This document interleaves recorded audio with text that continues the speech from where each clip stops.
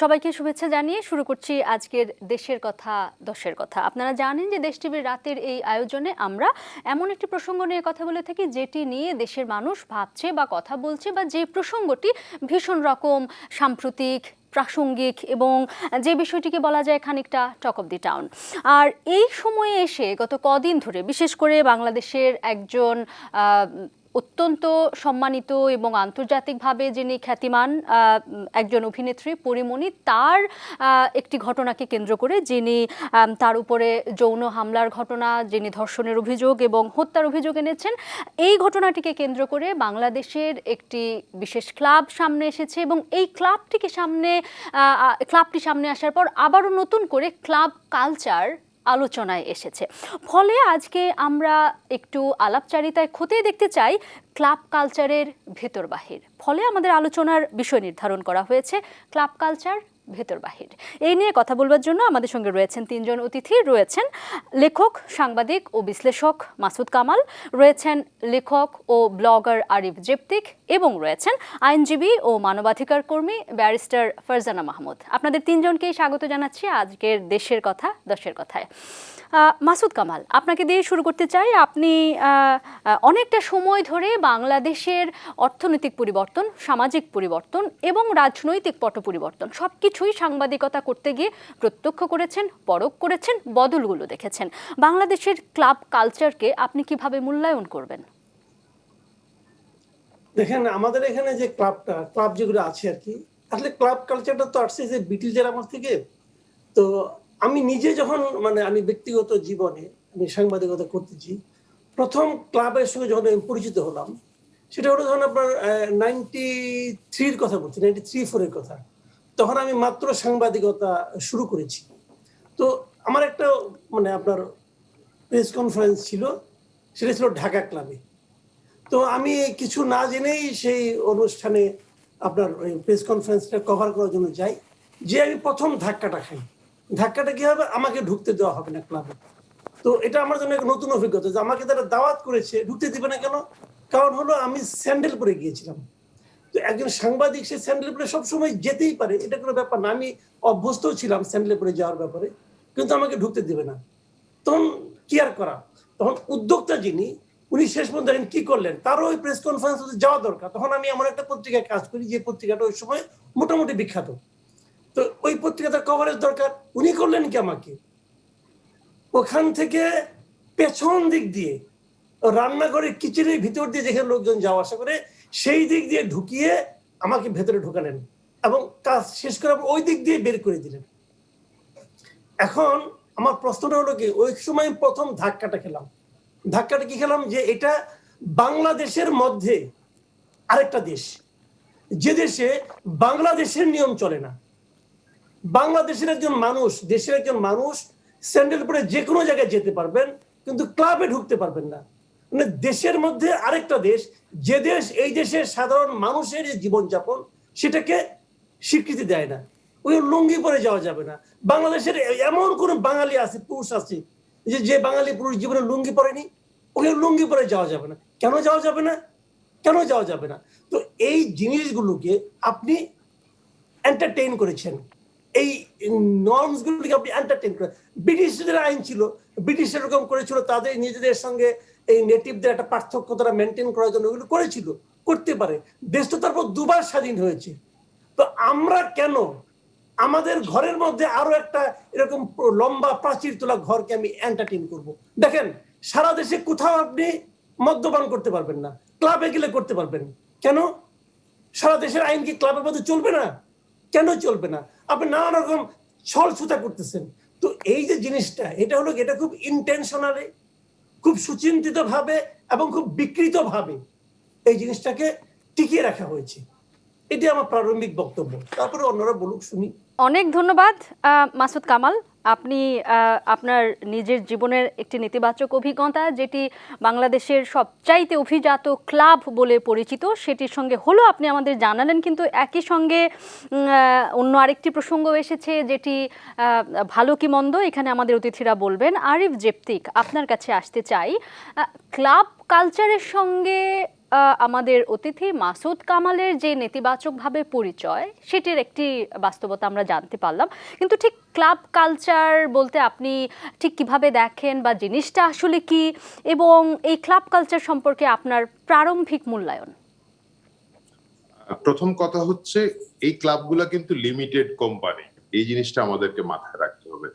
এবং একটা limited company তার এলাকার ভিতরে কি অ্যাটায়ার থাকবে, কিভাবে প্রেজেন্ট করবেন, সেই শর্তটা সে দিয়ে দিতে পারে, কারণ তার মেম্বারদেরকে সেই শর্তটা দেয়।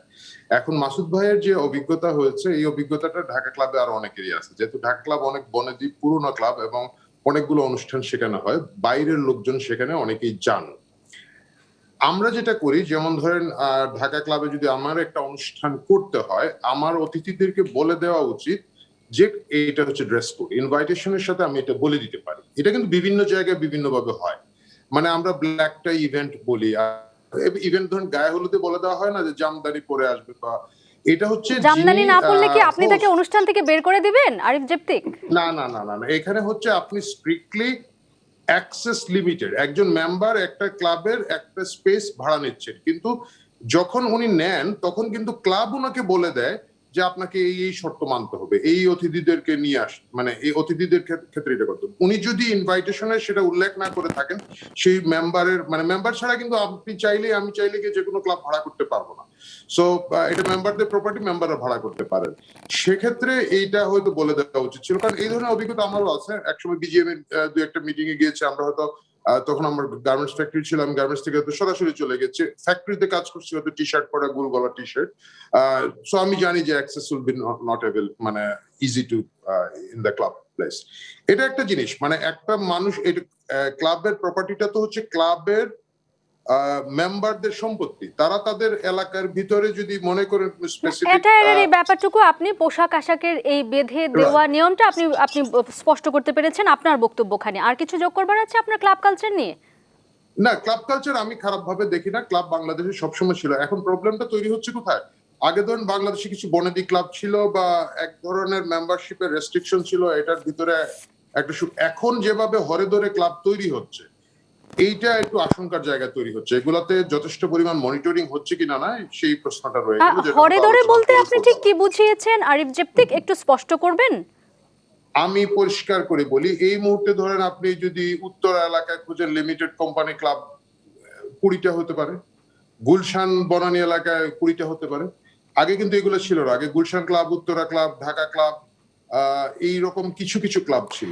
আমি একটু আপনার কাছে বুঝে নিতে চাইছি আরিফ জেপ্তিক, আগে ঢাকা শহরের সংখ্যা, মানে আগে বলতে আপনি কত আগে বোঝাচ্ছেন জানি না, ধরা যাক 20 বছর বা 15 বছর, 15 বছর আগে বা 20 বছর আগে ঢাকা শহরের লোক সংখ্যা যত ছিল এবং ঢাকা শহরের মানুষের হাতে অর্থের গতায়ন যতটা ছিল, এখন কি সেটা আছে? তাহলে সেই অনুপাতে যদি ক্লাব বাড়ে, এটাকে আপনি অন্যায্য বা অন্য কোনো ভাবে দেখছেন কিনা? সেটাই বলছি, যে আমি বলছি না যে ক্লাব বাড়বে না। আমি বলছি যখন আপনি অনেক বেশি সংখ্যায় যাবে, এটা মনিটর করার একটা চ্যালেঞ্জ আছে, এবং সেই মনিটরের জায়গাটা একটু নজরদারিতে বাড়ানো উচিত।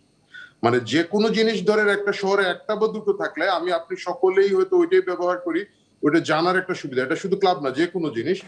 কিন্তু যখন অনেক সংখ্যা হয়ে যাবে তখন এটা নজরদারি ব্যাপার আছে, কারণ কত হলে অনেক সংখ্যা হবে এবং আসলে এভাবে কোনো কিছু দেওয়ার ক্ষেত্রে বিধিনিষেধ মেনে দেওয়া যায় কিনা এই বিষয়টা একটু। না না, বিধিনিষেধ আপনি বিধিনিষেধ সংখ্যার ক্ষেত্রে দিবেন, আমি মনিটরিং এর ক্ষেত্রে বলছি। আপনি ধরেন ফার্মাসি, আপনি কি ফার্মাসি বন্ধ করে দিবেন যে না ঢাকা শহরে শুধু এই দুটো ফার্মাসি চলবে? তারা ফার্মাসি পাড়ার অলি গলি মহল্লায় হতে হবে, হতে পারে, হতে হবে, এবং সেটা দেওয়া সরকারের কোনো সমস্যা না। সমস্যাটা হচ্ছে সেই ফার্মাসিতে ঘুমের ওষুধ যদি আপনাকে প্রেসক্রিপশন ছাড়া দিয়ে দেয়, বা কোনো সেন্সিটিভ ওষুধ প্রেসক্রিপশন ছাড়া দিয়ে দিচ্ছে কিনা না, আপনি যতই সংখ্যা বাড়বে তত তার নজরদারিটা বাড়াতে হবে। আপনি ঢাকা শহরে যত অনেক ভবন বাড়বে, ভবন বন্ধ করতে পারবে না, কিন্তু রাজুককে ক্যাপাসিটি বাড়াতে হবে যাতে মনিটরিংটা হয়। ফায়ার ব্রিগেডের ক্যাপাসিটি একই সাথে বাড়াতে হবে, যাতে এতগুলো ভবনে যদি আগুন লাগে, ভূমিকম্প হয়, কিভাবে আমরা উদ্ধার করব। এই যে পুরো জিনিসটাকে একসাথে সমন্বয় করা, এটা কিন্তু খুব প্রয়োজন। এই প্রয়োজন যদি না হয়, আপনি 20 তলা একটা ভবন বানাবেন, আমার আপত্তি নাই, ঢাকা শহরে 20 তলা ভবন হবে। আর ফায়ার ব্রিগেডের যদি মইটা থাকে 14 তলা পর্যন্ত যায়, এটা কিন্তু ঝুঁকি। আপনাকে তখন সক্ষমতা বাড়ানোর প্রশ্নটি সামনে চলে আসে, তাই নয় কি আরিফ জেপ্তিক? জি, আমি সেটাই বলতে চাচ্ছি। ধন্যবাদ। আপনার কাছে আবারও আসবো। আমাদের অন্য আরেকজন অতিথি আইনি ব্যাপার স্যাপারগুলো তার কাছে ভালোভাবে বুঝে নিতে চাই আমরা।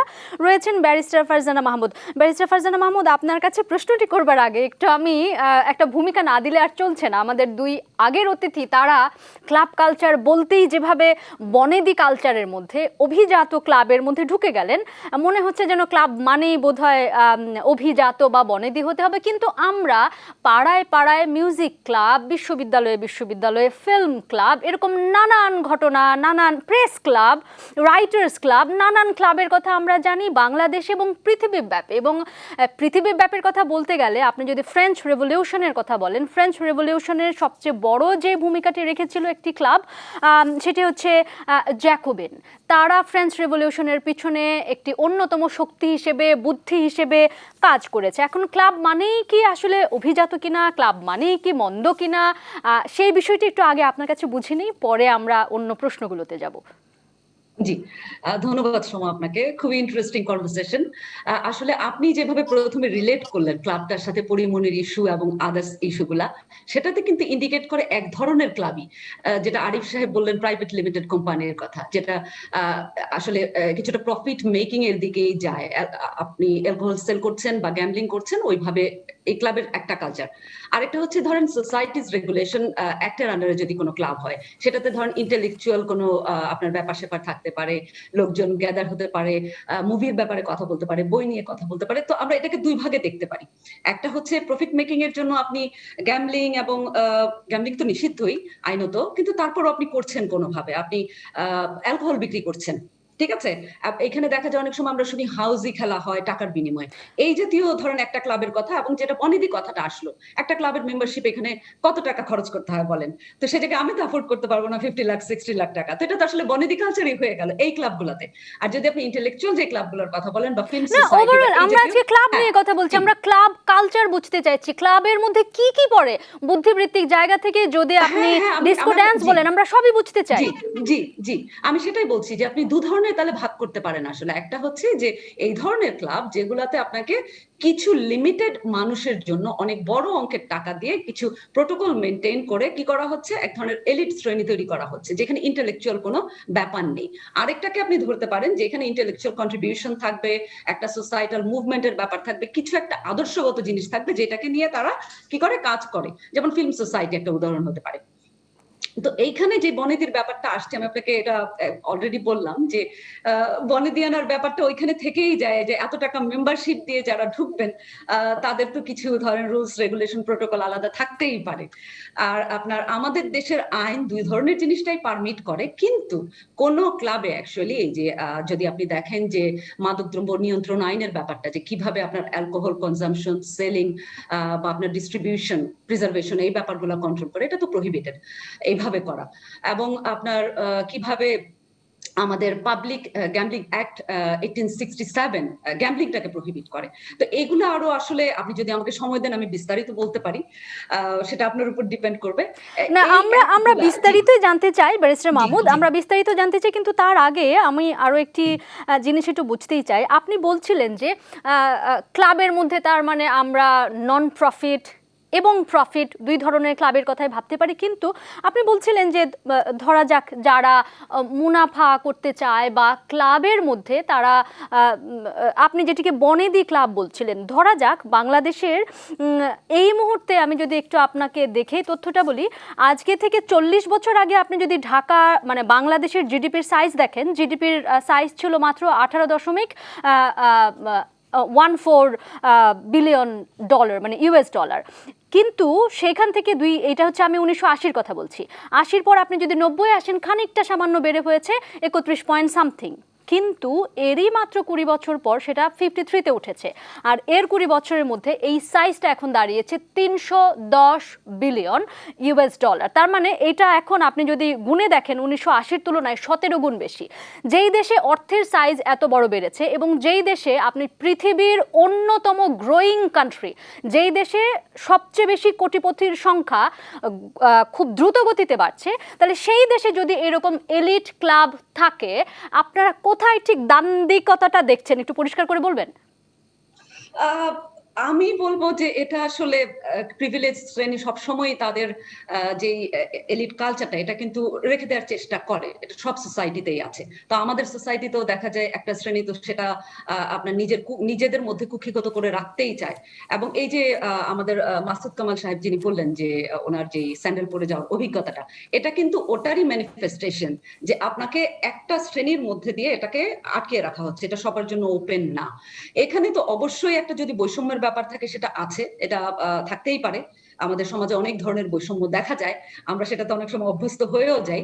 তো আমার মনে হয় এই ক্লাব কালচার, যেটা যদি আপনি বলেন যে এই কালচারের মেইন উদ্দেশ্যটা কি, এটা হচ্ছে একটা সোশ্যাল গ্যাদারিং, যে সোশ্যাল গ্যাদারিং এর মাধ্যমে আপনার মনোজাগতিক বিকাশ ঘটবে। তো সেই জায়গাটা আসলে কতখানি হচ্ছে এটা এনশিওর করা। না, মনোজাগতিক বিকাশ বলতে এখানে যদি আমি একটু আপনাকে প্রশ্নটা আরেকবার করি, মনোজাগতিক বিকাশ বলতে এখন আপনি কার দৃষ্টিভঙ্গি থেকে কাকে দেখছেন, এবং মনোজাগতিক বিকাশ বলতে গিয়ে কোনো ধরনের মোরাল পুলিশিং, নীতি পুলিশিং হচ্ছে কিনা সেটিকে কি আপনার খতিয়ে দেখবার দরকার রয়েছে বলে মনে হয়?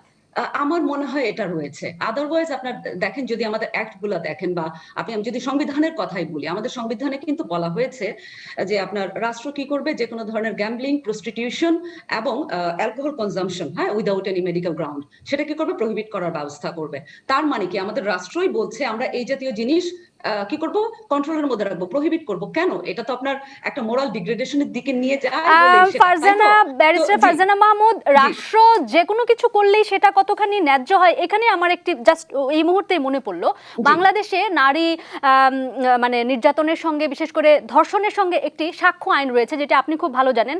ব্রিটিশ আমলের 1800 শতকের একটি মান্ধাত আমলের আইন, যেটি বলছে কোনো নারী যদি ধর্ষণের শিকার হয় তাহলে আদালতে সেই নারীর চরিত্র নিয়ে প্রশ্ন করা যায়। এই আইন রাষ্ট্র যতই করে থাকুক, এই আইন কি সমর্থনযোগ্য? না, আমি এটা মোটেও সমর্থন করি না। তার মানে এরকম আইনের মতন আরো যদি আইন থাকে যে সমাজ পাল্টাচ্ছে কিন্তু আইন পাল্টাচ্ছে না, এরকম কোন জিনিস কি এখানে থাকতে পারে? অবশ্যই। এখানে যদি আপনি কিছুক্ষণ আগে আমি যে অ্যাক্টের কথা বললাম, 1867 এর অ্যাক্ট, সেটা হচ্ছে পাবলিক গ্যাম্বলিং অ্যাক্ট। আপনি দেখেন এই অ্যাক্টে কি বলা হয়েছে, যদি আপনি কোনো গ্যাম্বলিং এ জড়িত থাকেন ব্যক্তি হিসেবে, আপনাকে 100 টাকা ফাইন করা হবে। যদি আপনি ইনহাউস কোনো কিছু করেন, ওন করেন গ্যাম্বলিং, আপনাকে 200 টাকা জরিমানা করা হবে এবং সর্বোচ্চ 3 মাসের জেল। ঠিক আছে? এবং সেইখানে বিদেশ থেকে যে ইকুইপমেন্ট নিয়ে আসে সেগুলোর কথা নাই, কারণ এই একটা কোন আমলের 1867 এর। চেঞ্জ তো এটাও করা দরকার, কিন্তু এই একটা কি চেঞ্জ হয়েছে? হয়নি। তো আমাদের এরকম আইনের অনেক ফাঁক রয়েছে, যেটা আপনি নারীদের কথা যেটা বললেন, এটা নিয়ে আমি অনেক লেখালেখি বলেছি, অনেক বলেছি। এই ধরনের আইন যেগুলো, সেগুলো ফাঁক ফোকর বের করে এই জায়গাটাকে অ্যাড্রেস করা তো রাষ্ট্রের দায়িত্ব। এবং সাথে আমরা যারা সিভিল সোসাইটি মেম্বার রয়েছি, সাংবাদিক রয়েছেন, অ্যাক্টিভিস্ট রয়েছেন, তাদেরকে সবাইকে তো ওই জায়গাটায় প্রেসার ক্রিয়েট করতে হবে। তো ওটার জন্যই তো আমার মনে হয় এই ধরনের কনভারসেশন বেশি বেশি হওয়া উচিত। অনেক অনেক ধন্যবাদ ব্যারিস্টার মাহমুদ, আপনার কাছে আবারও আসবো।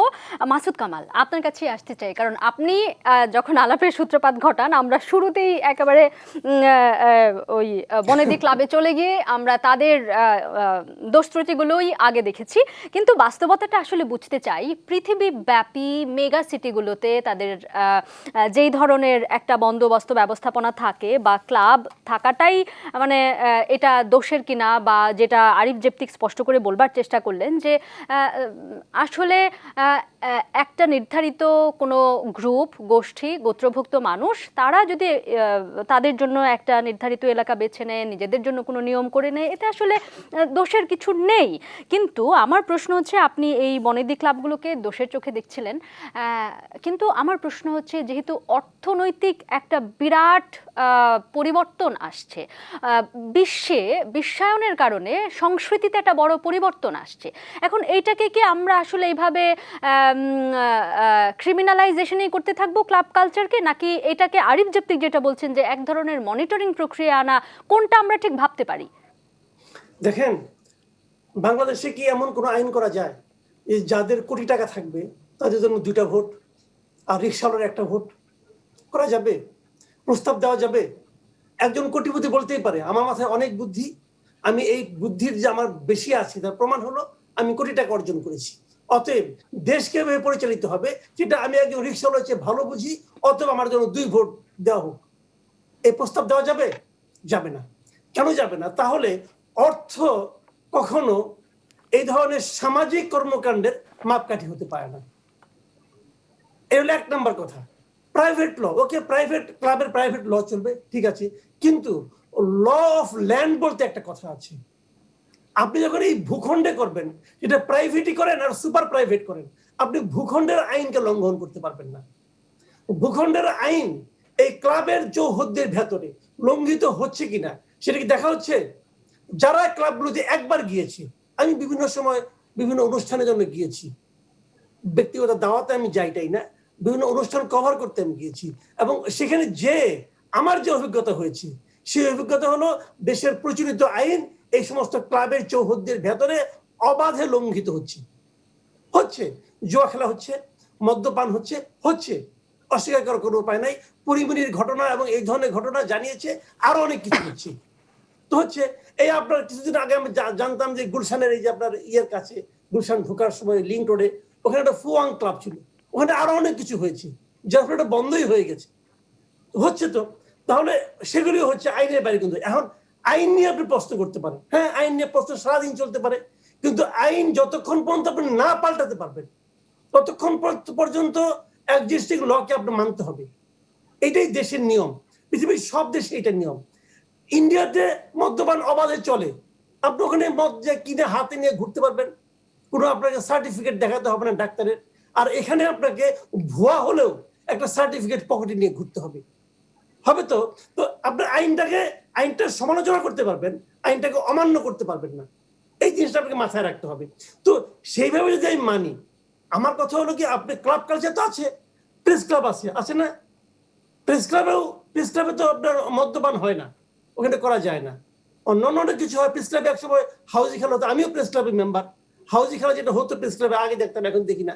আমি সেটা সমালোচনা করি, আমি মনে করি হওয়া উচিত না, কারণ যেহেতু অন্য সাধারণ একটা মাঠে হাউজি খেলা হতে পারবে না, এটা ক্লাবে কেন হবে? নানা রকম ফাঁক ফোকর দিয়ে তারা হয়তো বিভিন্ন স্পোর্টস ক্লাব গুলিতে আপনার মহাবারণ বলেন, অমুক বলেন, তারা হাউজি খেলতো, এবং এই হাউজের ফাঁক ফোকরে কিন্তু ক্যাসিনিও ঢুকে পড়েছিল, অনেকদিন চলেও ছিল। আমরা এই আলাপে আসবো। আমরা এই যে ক্লাবের নামে অন্য কিছু হচ্ছে কিনা, যেই আলাপটা আরিফ জেপ্তিকের মনিটরিং এর সঙ্গে অনেক বেশি সম্পৃক্ত, সেখানে আমরা আসবো। কিন্তু তার আগে আপনি আইন সংক্রান্ত যে কথাটি বলছিলেন, ভূখণ্ডের আইন, এই প্রসঙ্গ এখানেই আমি একটু আরিফ জেপ্তিক আপনার মন্তব্য যদি কিছু যোগ করবার থাকে আশা করছি শুনতে চাই। না, এখানে আমার আসলে যোগ করার মতো কিছু নেই। আর মূল যে জায়গাটা আমার আর মাসুদের মনে হচ্ছে একইভাবেই আলাপটা, যে কোনো জিনিস বেআইনি, সেটা আপনি ক্লাবে করেন, আমার বাসার ভিতরে করি, বা একটা হোটেলের মধ্যে 5 স্টার হোটেলের এখানে করেন, যেটা বেআইনি সেটা বেআইনি, এবং সেটাই মনিটর করতে হবে। এখন 5 স্টার হোটেলেও তো বার আছে, এবং সেখানে গিয়েও তো ড্রিঙ্ক করে। এখন আপনি কি 5 স্টার হোটেল বন্ধ করে দিবেন? তা কিন্তু না। সেখানের মধ্যে হচ্ছে যে কারা করতে পারেন, যেহেতু ওই কথাটাই সত্যি যে আমি হয়তো এই আইনটা পছন্দ করি না, আমি এটার সমালোচনা করব, এর বিরুদ্ধে চেষ্টা করবো আইন পরিবর্তনের, কিন্তু যতক্ষণ আইন আছে আমাকে তো মানতে হবে। এখন ওই আইন মেনেই আমাকে আইনের প্রতিবাদ করতে হবে। সুতরাং আমাদের দেশে মাদক নিয়ন্ত্রণ আইনের বিভিন্ন কড়াকড়ি ধারা আছে, এবং সেখানে আপনি চাইলেই যে কেউ হার্ড ড্রিঙ্কস নিতে পারেন না। এটা এই আইনটা কি বদলের দরকার আছে বলে আপনারা বোধ করছেন আরিফ জেপ্তিক? আমার কাছে মনে হচ্ছে না, আমার কাছে আসলে মনে হচ্ছে না যে বাংলাদেশের মাদক দ্রব্যের যে আইনটা আছে এই মুহূর্তে বদল করার কোনো দরকার আছে। আমার কাছে মনে হচ্ছে না যে বাংলাদেশের বিশেষ করে মদ বিয়ার এইগুলাকে অ্যাভেলেবেল করে দেওয়ার কোনো দরকার আছে বলে আমার কাছে মনে হয় না। আমরা এইগুলোর এই কালচারের সাথে নাই। ওই যে ল্যান্ড অফ ল যেটা মাসুদ ভাই বলছেন, এটা যদি আমি বলি কালচার অফ লতে, আসলে আমাদের দেশ মুসলিম প্রধান দেশ, ধর্মীয়ভাবে এবং সাংস্কৃতিক ভাবে আমরা কখনো এই চর্চার মধ্যে ছিলাম না। সুতরাং এটাকে খুব উন্মুক্ত করে দেওয়া, ওপেন করে দেওয়াকে আমি একমত নই। এতে অশান্তি বাড়বে, এতে গিয়ে বাইরে অপরাধ প্রবণতা বাড়বে, নারীদের উপরে রাস্তায় নির্যাতন বাড়বে, এবং বিভিন্ন ধরনের এখনই একজন নারী যদি বেরিয়ে যায় 5টা কমেন্ট পাস করে, তখন তো ড্রাঙ্ক অবস্থায় সন্ধ্যা পরে আসলে কেউ বেরোতে পারবে না, এটা বাস্তবতা। সুতরাং আমার কাছে মনে হয় না সাংস্কৃতিক ভাবে আমরা হ্যাঁ অর্থনৈতিক অনেক উন্নতি হয়েছে, কিন্তু সাংস্কৃতিক ভাবে শিক্ষা দীক্ষা রুচির জায়গা থেকে এই জাতিকে ওই পর্যায়ে নাই যে কেউ ভদ্রভাবে ড্রিঙ্ক করবে, এটা আমি বিশ্বাস করি না। আমার কাছে মনে হয় না এটা এখন প্রয়োজন আছে। ধন্যবাদ আরিফ জেপ্তিক। ব্যারিস্টার ফারজানা মাহমুদ, আমরা যেই আলাপটা মাসুদ কামাল শুরু করেছিলেন, যে বাংলাদেশের গত এই 2 বছরের 2.5 বছরের বিভিন্ন ঘটনাবলী আমরা যদি পর্যবেক্ষণ করি, যেটি মাসুদ কামাল উল্লেখ করলেন যে আমরা ক্রীড়া ক্লাবের আড়ালে দেখলাম যে আসলে অন্য কিছু হচ্ছে, যেটা অনুমতি নিয়ে বা বৈধভাবে নয়, বরং একটার আড়ালে আরেকটা হচ্ছে ক্যাসিনো হচ্ছে, এবং সেই ক্যাসিনোতে মানুষজন গিয়ে নিঃস্ব হচ্ছেন, আমরা খবরাখবর দেখলাম। এবং আসলে এরকম ক্যাসিনোর আড়ালে ক্ষমতার চর্চা হচ্ছে, টর্চার সেলের মতন নানান রকমের জিনিস দেখা গেছে। তো এই বিষয়টা আসলে কিভাবে কোন ফাঁকে ফুকরে হতে পারে, আপনারা অন্যান্য দেশের কোনো ঘটনা এরকম আছে কিনা, তারা কিভাবে নিয়ন্ত্রণ করে, একটু বিস্তারিত শুনতে চাই। আমি আমার দেশের আইনের ফাঁক ফোকরের কথাটাই প্রথমে বলি।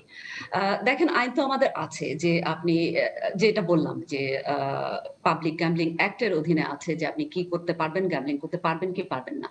এই আইনটাতে কিন্তু আপনি যদি একটু রিগোরাস শাস্তির ব্যাপার রাখতেন, বা আইনটা যদি অ্যামেন্ড করা হতো, পানিশমেন্টটা যদি একটু বেশি হতো, তাহলে কিন্তু আমার মনে হয় গ্যাম্বলিং এর ব্যাপারটা একটু কন্ট্রোলে আসতো। আর আমি একটু অ্যালকোহলের কথায় আসি। অ্যালকোহল ধরেন ব্যক্তিগতভাবে যদি কোনো নন মুসলিম আমাদের দেশে ইসে করতে চান, নিতে চান, তাহলে তো ওনার একটা লাইসেন্স লাগে। যদি মুসলিম হন তাহলে ওনার একটা মেডিকেল সার্টিফিকেট লাগে যে ওনার মেডিকেল গ্রাউন্ডে অ্যালকোহলটা কনজাম্পশন করা জরুরি। এখন যদি আমি বিক্রির কথা বলি, এখানে কিন্তু আইনে স্পষ্টভাবে বলা হয়েছে আপনি যখন বিক্রি এটা করবেন আপনাকে লাইসেন্স দিতে হবে, এবং আপনি শুধু আপনার যদি ইম্পোর্ট করার লাইসেন্স থাকে, ইম্পোর্ট করে আনার, তখন আপনি ইম্পোর্ট করতে পারছেন, অথবা আপনি পর্যটন যে কর্পোরেশন আমাদের, ওইখান থেকে এই অ্যালকোহলগুলো নিয়ে আসবেন। এখন আপনি যদি আমি আপনাকে রেফারেন্স দিতে পারি ডেইলি স্টারের 24শে অক্টোবর 2018 একটা নিউজের কথা, যেখানে স্পষ্টত রিপোর্টটাতে তুলে ধরা হয়েছে যে কিভাবে 144টা বারের মধ্যে মাত্র 28টা বার দেখিয়েছে যে তারা যে রেভিনিউটা সরকারকে দিয়েছে সেটা তারা কি করেছে, অ্যালকোহল সেল করেনি, একদমই তারা সেল করেনি। সরি, এই 28টা সেল করেছে, বাকিরা সেল করেনি। এবং 28টা বার শুধু দেখিয়েছে যে তারা অ্যালকোহলটা নিয়ে আসছে কোত্থেকে, পর্যটন কর্পোরেশন থেকে, ঠিক আছে। বাকিরা তারা দেখালো যে না, এটা তো আমরা সেলই করি নাই, এখানে যে আমাদের কেরু একটা কোম্পানির লাইসেন্স আছে তৈরি করার জন্য, তাদের কাছ থেকে নিয়ে আসছি। অথচ তারা দেখা গেল লাখ লাখ টাকা কি করলো, ইনকাম করলো শুধু অ্যালকোহলটা সেল করে।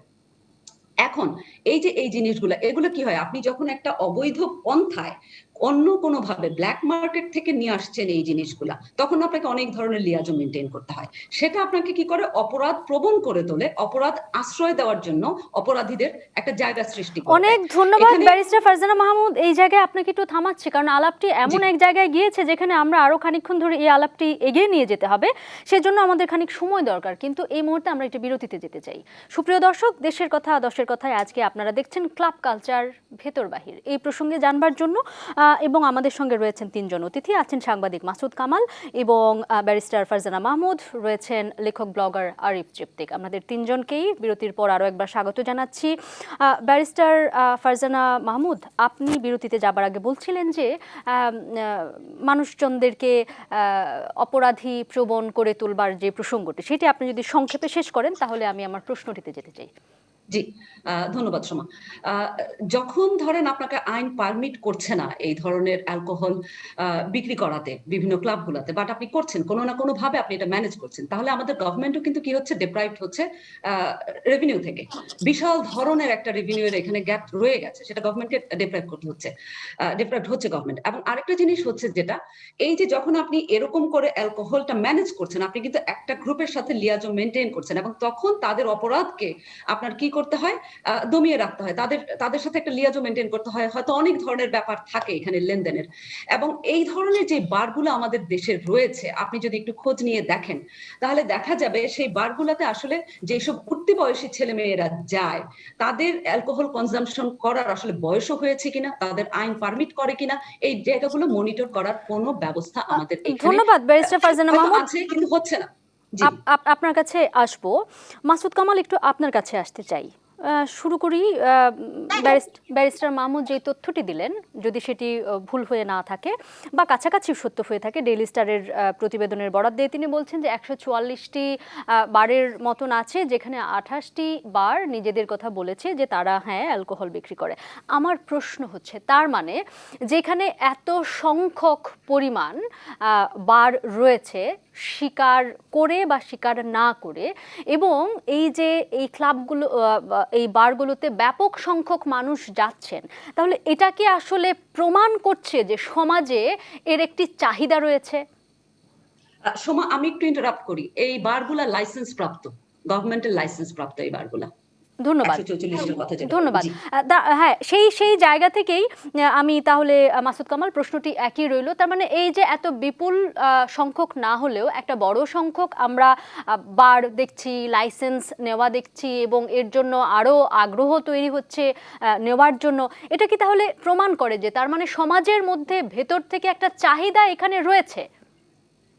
আচ্ছা, আপনি যদি কালকে, আমি হাইপোথেটিক্যালি বলছি, কালকে যদি আপনি বলেন যে বা রাস্তার মোড়ে মোড়ে যে দোকানগুলোতে পান বিড়ি সিগারেট বিক্রি হয় সেখানে ইয়াবাও পাওয়া যাবে, আপনি কালকে বলে দেন, দেখেন কত লোকের ভিড় হয়, তাতে কি প্রমাণ হয় এই চাহিদাটা থাকা সমাজ অথবা রাষ্ট্র গ্রহণ করবে?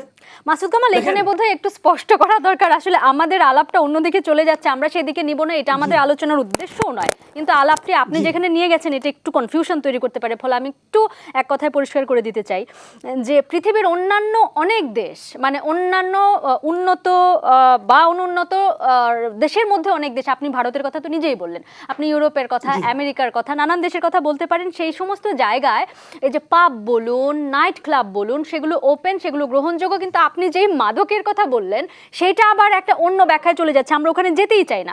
আমি আবারও তাহলে আমার প্রশ্নে ফেরত আসি, যেখানে ব্যারিস্টার ফারজানা মাহমুদ বলছিলেন যে অনেক সময় দেখা যায় যে আইনে একটা কাজ করতে মানা করা হয়েছে কিন্তু মানুষজন সেটা করছে, নানান ভাবেই করছে বা করতে হচ্ছে, এবং এর কারণে মানুষজনকে আসলে অপরাধ প্রবণ হয়ে উঠতে হচ্ছে।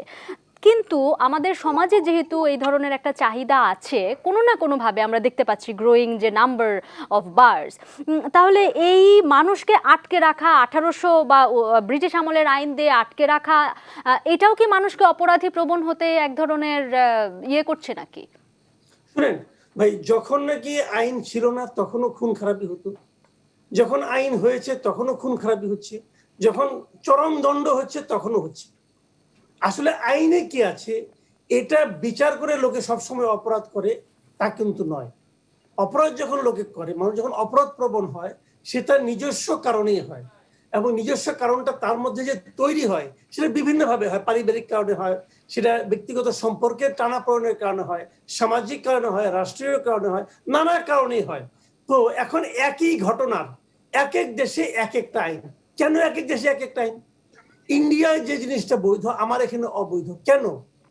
কেন? কেবল কি বর্ডারের কারণে? নো, বর্ডারের কারণে না। আমার দেশের যারা আইন প্রণেতা ওনারা চিন্তা করে দেখেছেন, ওনারা বিশ্লেষণ করে দেখেছেন যে এই জিনিসটাকে আমরা বৈধ রাখবো, এই জিনিসটাকে আমরা রাখবো। ধন্যবাদ মাসুদ কামাল, বুঝতে পেরেছি। আমরা আবারও আপনার কাছে ফিরবো। আরিফ জেপ্তিক, আপনার কাছে আসতে চাই। আমরা দু একটি তথ্য দিয়ে প্রশ্নটি করতে চাইবো। এর মধ্যে সারা পৃথিবীতে, বিশেষ করে আমরা উদাহরণ হিসেবে যদি জার্মানি এবং ইউকের কথা এখানে বলি, দেখা যাচ্ছে যে তারা তাদের নাইট ইকোনমি বাড়ানোর জন্য পরিকল্পিতভাবে কাজ করছে। যেমন আমার কাছে একটি তথ্য আছে, যদিও যেই উৎস থেকে তথ্যটি নেওয়া সেখানে একটি পুরনো তথ্য দেওয়া একটু, তারা বলছে, এটা হামবুর্গ শহরের তথ্য জার্মানির, তারা বলছে যে 2009 সালের একটি তথ্যে দেখা গেছে সেই সময়েই হামবুর্গে আসলে সপ্তাহান্তে, উইকেন্ডে, সেখানে আশপাশের শহর থেকে অন্তত কম করে হলেও 1010 মানুষ আসতো। তারা কিন্তু সাইট সিইং বা বিভিন্ন স্থাপনা, সৌন্দর্য এসব দেখতে যেতেন না, তারা আসতেন পার্টি করতে। এবং এই কারণে যে নাইট ইকোনমিতে পরিবর্তন হয় সেই নিয়ে একটা লম্বা পরিসংখ্যান আছে। আমরা যদি ইউকের বাস্তবতা দেখি, মানে যুক্তরাজ্যের বাস্তবতা দেখি, বিবিসিতে 2019 সালের 17 নভেম্বর, বিবিসি ইংলিশ ভার্সনে, সেইখানে তারা একটা লম্বা পরিসংখ্যান দিয়েছে এবং নাইট ইকোনমিকে চাঙ্গা করবার জন্য কিভাবে সেখানে কাজ করছে, এবং সেখানে দেখাচ্ছে যে তাদের অর্থনীতিতে কিভাবে এটা ভূমিকা রাখতে পারে। আবার new York's night time economy তাদের অর্থনীতিতে কত বড় ভূমিকা রাখে সেটাও তারা দেখাচ্ছে, এবং সব মিলিয়ে দেখা যাচ্ছে ইউকেতে অ্যানুয়াল রেভিনিউ দাঁড়াচ্ছে 66 বিলিয়ন পাউন্ড, 35 বিলিয়নের কথা বলা হচ্ছে ইউএসএতে। সংখ্যাটি হয়তো কম বেশি হতে পারে, কারণ পুরনো তথ্য আমি নিয়ে থাকতে পারি। তো আমাদেরও এই যে 50 বছরে সমাজ এগিয়েছে, বা ব্রিটিশ আমল থেকে সমাজের চাহিদা, সমাজের অনেক কিছু পরিবর্তন হয়েছে, আমাদেরও কি এখন এই মেগা সিটি নাইট ইকোনমিকে চাঙ্গা করবার, সময়ের চাহিদাকে অন্তর্ভুক্ত করবার জন্য আরো আরো ফ্লেক্সিবল ওয়েতে কোনো কিছু ভাবার সময় এসেছে কিনা? এর আগের কিছু ধাপ আছে, প্রত্যেকটা জিনিসেরই কিছু কিছু ধাপ থাকে। তো আপনি নাইট ইকোনমির সাথে আপনি যেভাবে বলছেন যে আমি যেভাবে বলছি, যেমন নাইট ইকোনমি বলতে হয়তো আমরা আরো কিছু পাব বার ওপেন করে দিলাম বা কিছু নাইট ক্লাব করলাম, যেখানে গিয়ে হয়তো লোকজন বিনোদিত হলো। আপনি ওইটুকু বাদ দেন, আপনি মানিক মিয়া অ্যাভিনিউর দুই দিকে সুন্দর করে ফুচকার স্টল দিয়ে রাখেন, রাস্তাটা বন্ধ রাখেন, আমাদেরকে হাঁটতে দেন, দেখবেন যে আপনার নাইট ইকোনমি ওটা ছাড়াই তো প্রথম ধাপে এগুবে। তো আমরা তো ওইটুকুই করার কোনো ধরনের স্বপ্ন আইডিয়া কিছুই নাই। কক্সবাজার হচ্ছে পৃথিবীর দীর্ঘতম সমুদ্র সৈকত, প্লট বানিয়ে বিক্রি করার বাইরে যে কিছু করা যায় এটা তো আমাদের বুদ্ধিশুদ্ধির মধ্যে নাই। মানে এই ব্রেইনই তো আল্লাহ আমাদের যারা চালায় দেখে দেয়। ওইখানে যে ওইভাবে কম্বাইন করবে যে ঠিক আছে 20টা হোটেল হবে, সাথে 20টা রেস্টুরেন্ট হবে, বিচের পারে এইভাবে রাতের বেলা ফুচকার দোকান বসবে, আমি আর কিছু চাই না। ওই এলাকাটা মানে আপনি দেখবেন বিশ্বের বিভিন্ন শহরে, ইভেন আমাদের এই পাতায়াতে গেলেও দেখবেন যে ওয়াকিং স্ট্রিট আছে, একটা সময় রাতে এই রাস্তাটা বন্ধ করে দেওয়া হয়, আপনাকে হাঁটতে হবে। তো আমরা তো এইগুলো কিছুই করব না, আমরা পূর্বাচলে এখন ওই 25 ফিট রাস্তা দিয়েই ওই ঘর বানাবো, যে মানে 20 বছর পরে যে ওই পূর্বাচলে আর থাকা যাবে না, ওই বুদ্ধি আল্লাহ আমাদের দেয়। সো আমরা ওই যে একটা পুরো একটা নতুন সিটি বানাইলাম, ওই 25 ফিট রাস্তায় রাখলাম, আমাদের ব্রেইন আল্লাহ। তো এই কারণে আপনি নাইট ইকোনমি বলতে যে শুধুমাত্র আমরা যেভাবে ভাবি, ওইসব এলাকায় কি হচ্ছে, they have the easy access, তাদের পক্ষে খুব সহজে আরেকটা জায়গায় গিয়ে ঢাকা মানে শহরের বাইরে থেকে লোকজন এসে সেই নাইট ইকোনমিতে আপনি যেটা পরিসংখ্যানে বললেন অ্যাক্সেস আছে, তারা কাজ শেষ করে রাতে গাড়ি দিয়ে টান দিল, ওখানে চলে গেল। আমরা এখন কি করছি, আমরা মাওয়া ঘাটে রাতে যাচ্ছি কারণ রাস্তাটা বড় হয়েছে। We don't need to provide alcohol in Mawa Ghat. ইলিশ মাছ খাওয়ার জন্য হাজার হাজার লোক গাড়ি নিয়ে রাতে মাওয়া শহরে যায়। বৃহস্পতিবার রাতে, শুক্রবার রাতে আমরা রেগুলার যাই, আমি শিওর যে আপনি যান। সো এই জায়গাগুলোতে তো এইটাও তো একটা নাইট ইকোনমি, মাওয়ার ঘাটে ইলিশ খাওয়া। এই জিনিসগুলোই তো আমরা গুছিয়ে করতে পারি না, যেহেতু মাওয়ার রাস্তাটা ভালো হয়েছে এখনো তো আমরা ওইদিকে যাচ্ছি। তো এখন গাজীপুরের রাস্তা যেতে তো 6 ঘন্টা লাগে, আমি যে গাজীপুরে গিয়ে একটা গাছতলায় বসে থাকবো ওইটার তো সুযোগ নাই। সো ওই ইনফ্রাস্ট্রাকচার যখন তৈরি হবে, আমরা কোনো একটা কারণে মনে করি যে পশ্চিমা কালচারের মধ্য দিয়েই আমাদেরকে সেই বিনোদন, এবং আমি বলছি না যে এটা প্রয়োজন নাই, বা আপনি যেভাবে ইঙ্গিত করছেন যে এটা একটা চাহিদা তৈরি হয়েছে, সেই চাহিদা আছে বলেই কিন্তু দেশে বারও আছে, বারের লাইসেন্স নাই তা কিন্তু নয়। সেটা একটা ভিন্ন প্রসঙ্গ, সেটা একটা সিলেক্টিভ জায়গায় আমি রাখতে চাই। সাধারণ মানুষের অ্যাক্সেসের জন্য বাকি জায়গাগুলো যদি করা যায়, আপনারা দেখে আমরা night market, night hawker market দেখেছি বিভিন্ন জায়গায়, তাই না? মালয়েশিয়ায়, ব্যাংককে, এখানে ওইখানে আছে। কেন আমাদের এখানে একটা রাস্তা বন্ধ করে নাইট হকার মার্কেট করা যাবে না? কেন আমরা আমি মানিক মিয়া অ্যাভিনিউর কথাটাই যদি আরেকবার বলি, ওইখানে আমরা প্রতি শুক্রবার সন্ধ্যার পরে একটা হকার মার্কেট করে দিই, ওপেন হাঁটাহাঁটি হবে, একদিকে গান হবে, একজন নতুন আর্টিস্ট গান গাবে, আরেকদিকে ফুচকা খাবো, আরেকদিকে দুটো হাড়ি পাতিল কিনবো। অনেক ধন্যবাদ আরিফ জেপ্তিক। এই কালচারে, নাইট ইকোনমির কালচারে আপনাকে ড্রিঙ্কস মানে বার, পাব এবং নাইট ক্লাব ছাড়াও নাইট ইকোনমি করা যায়। অনেক ধন্যবাদ, মার্কেট দিয়ে শুরু করুন। অনেক ধন্যবাদ আরিফ জেপ্তিক। তবে আপনি যেভাবে মানুষের মাথায় বুদ্ধি না আসার দায় আপনি আল্লাহর দিচ্ছেন না বলে দায় দিয়ে দিলেন, আমি একটু এই জায়গা থেকে আসতে চাই। ব্যারিস্টার ফারজানা মাহমুদ, আপনি যদি পরিমনির ঘটনার পর গণমাধ্যমগুলো অনুসরণ করে থাকেন, সেখানে দেখবেন যে অনেকগুলো খবর বেরিয়েছে এবং খোদ সংসদে যে বিতর্ক হয়েছে, সেই বিতর্কের মধ্যেও, আলোচনার মধ্যেও একজন সাংসদ, আমি দৈনিক একটি পত্রিকা থেকেই, প্রথম আলো থেকেই কোট করে বলছি, এটি 16 জুন, এই মাত্র 2-3 দিন আগে প্রকাশ হওয়া, সেখানে শিরোনাম ছিল সংবাদটি এরকম যে বোট ক্লাবের বিরুদ্ধে ব্যবস্থা চান সাংসদ হারুন। সাংসদ হারুন কি বলেছেন সেটি দেখুন। তিনি বলছেন যে এটা নিয়ে সামাজিক মাধ্যমে নানা কথা হচ্ছে, তুরাগ পাড়ে দখল করে এই ক্লাব করা হয়েছে বলে আলোচনা হচ্ছে, এবং এরকমও তথ্য আছে যে এই বোট ক্লাবের ভবন নির্মাণে রাজুকের মত ছিল না। মানে এইখানে ইঙ্গিত স্পষ্ট যে সেখানে আইনের কিছু একটা ব্যত্যয় হয়েছে কিনা।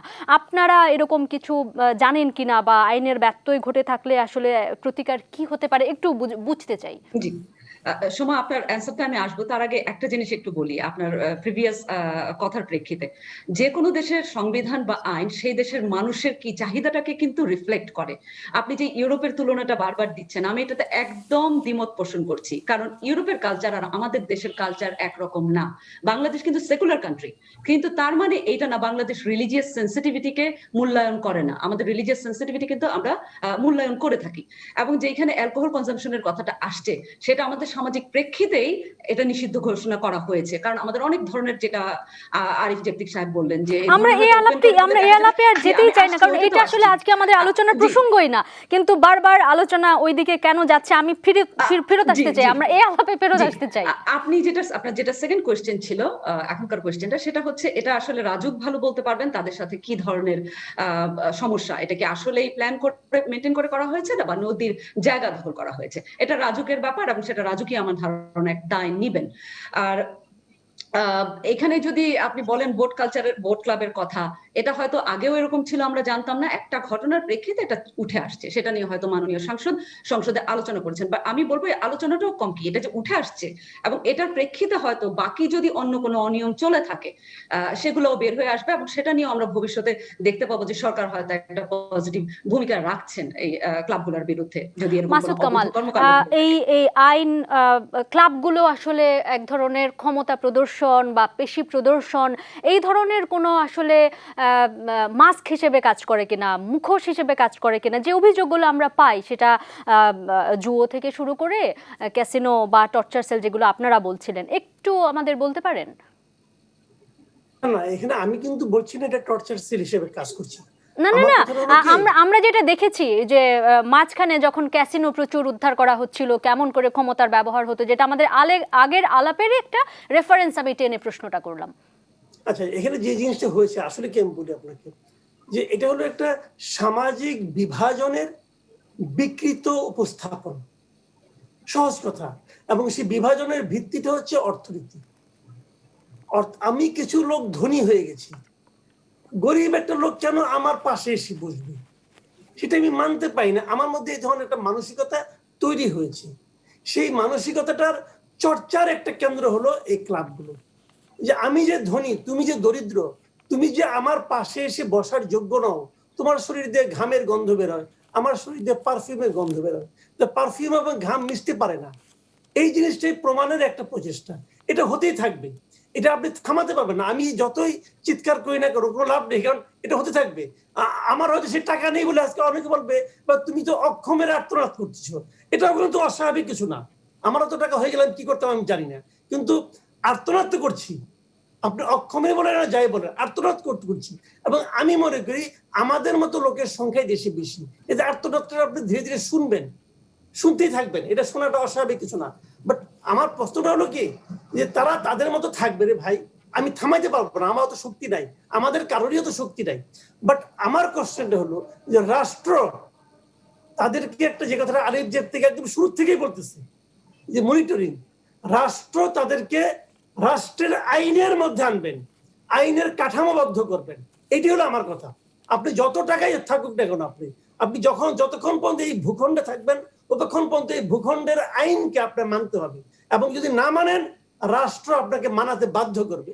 আমাদের রাষ্ট্রের কাছে অতটুকু আবদার। আর যারা ক্লাব করছেন তারা আমাদের আবদার শোনার মতো তাদের ধৈর্যও নাই, ওদের সময়ও নাই, এবং আমরা প্রত্যাশাও করি না যে ওনারা হঠাৎ দেখেন 50 লাখ 60 লাখ টাকাতে মেম্বার হচ্ছেন কিন্তু, এবং যারা মেম্বার এদের মধ্যে 40% বেশি মেম্বার সব অনেকগুলি ক্লাবেরই মেম্বার, তার মানে তারা অনেকগুলি জায়গায় এই টাকাটা দিচ্ছেন কিন্তু। তো এদের কি কোনো সামাজিক দায়িত্ব নাই? এই যে এত কিছু হয়ে গেল, আপনি ঢাকা ক্লাব বলে, এই যে এতগুলি ক্লাব বলেন, আপনি এই কোনগুলি ক্লাবকে আপনারা দেখেছেন যে তারা এই কোভিড এর সময় অথবা তারা এর আগে মহামারীর সময়, বন্যার সময় তারা কোনো রকম সামাজিক দায়িত্ব পালন করতেছে না? কিন্তু তারা ওখানে বসে মদের গ্লাস নিয়ে দেশ ও জাতি উদ্ধার করছে, কেউ কিচ্ছু বুঝে না, এগুলি বলছে।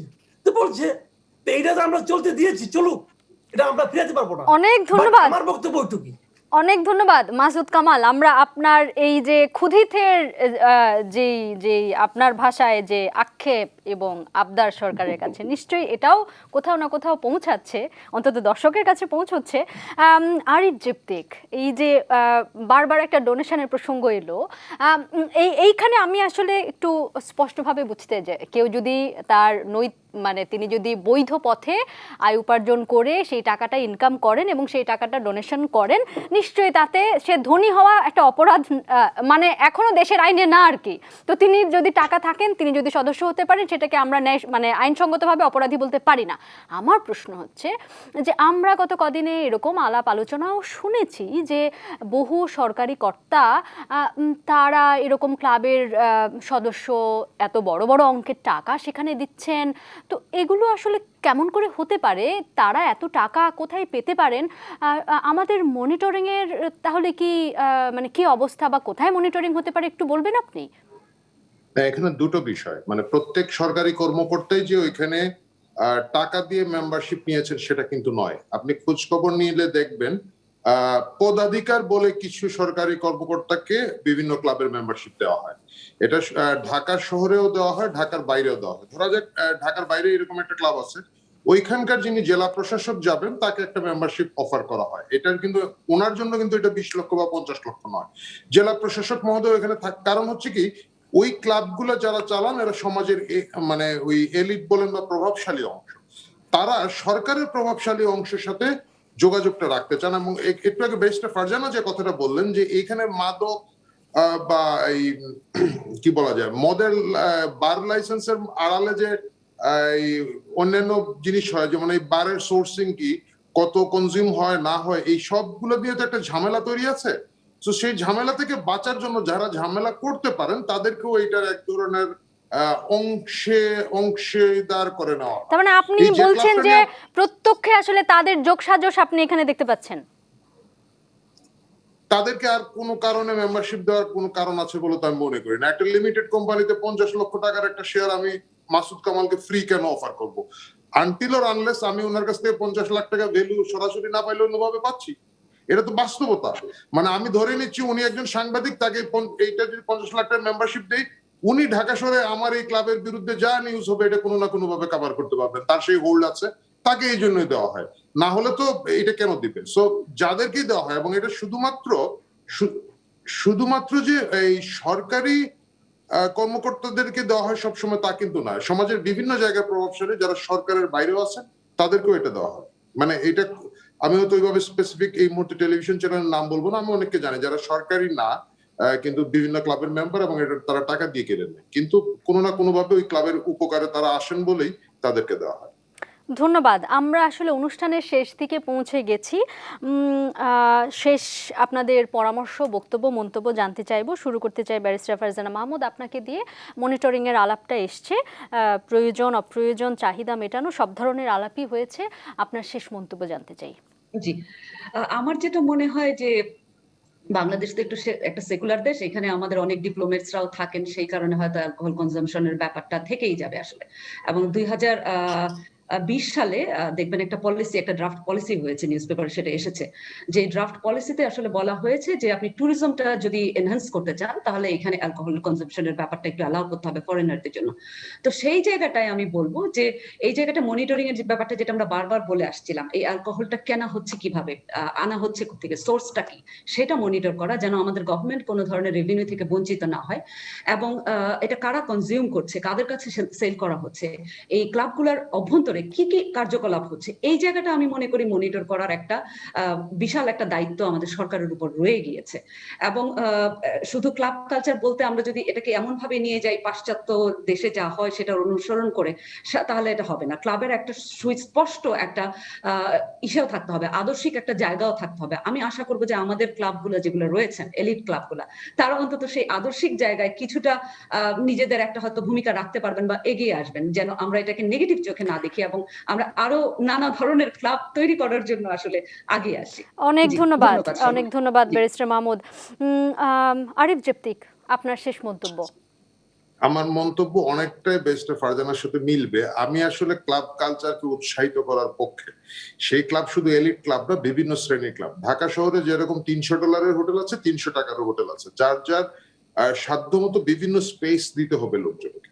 তো সেটা হবে। এবং আমাদের ইকোনমি, আপনি একটু আগে যেভাবে বলেছেন, যেহেতু ইকোনমি অনেক বেশি বুস্ট আপ হচ্ছে, সেটাকে মানুষ যখন টাকা উপার্জন করবে সেটা খরচ করারও বিভিন্ন সুযোগ তাকে দিতে হবে। নাহলে সব টাকা যদি এফডিআর করে রেখে দেয়, নাহলে বিদেশে পাচার করে বিদেশ দিবে, যাবে, বিদেশ যাবে। আপনি দেশে যদি তাকে কিছু করতে না দেন, যেটা রেভিনিউয়ের কথা বলছিলেন, স্বাভাবিক। তখন তো আপনি নিজের টাকা নিজের এখানে রাখা এবং অর্থনৈতিক প্রবৃদ্ধির জন্য, মানে এই টাকাটা তো মুভ না করলে জিডিপি বাড়বে না, সো এই টাকাকে মুভ করার সুযোগ দিতে হবে। এবং মানুষের ঘুমানোর জায়গা আর খাওয়া ছাড়াও তো আরো অন্যান্য, যখন অর্থনৈতিক অবস্থা ভালো হয়, অন্যান্য চাহিদা বৃদ্ধি পায়, সেগুলোকে কোথাও না কোথাও অ্যাকোমোডেট করতে হবে, আমাদের সংস্কৃতির সাথে মিলিয়ে করতে হবে। আমাদের আমরা যে মানে খুব সবকিছু ছেড়ে দিলে চলবে না, এক ধরনের ধাপে ধাপে বিভিন্ন জিনিস স্পেসটা তৈরি করে দিতে হবে।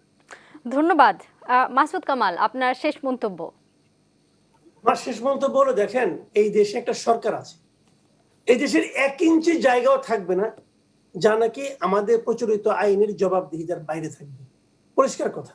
আর একটা কথা বলতে আমি ভুলে গিয়েছিলাম, কেবল যে মদ্যপান এবং জুয়া খেলা এটাই কারণ তা কিন্তু নয়। আগে দেখতেন এক একটা সরকারের আমলে একটা পীরের দরবার কিন্তু খুব জমজমাট হয়ে যেত। 1800 পীর, অমুক পীর, সাইদাবাদের পীর। কেন ছিল?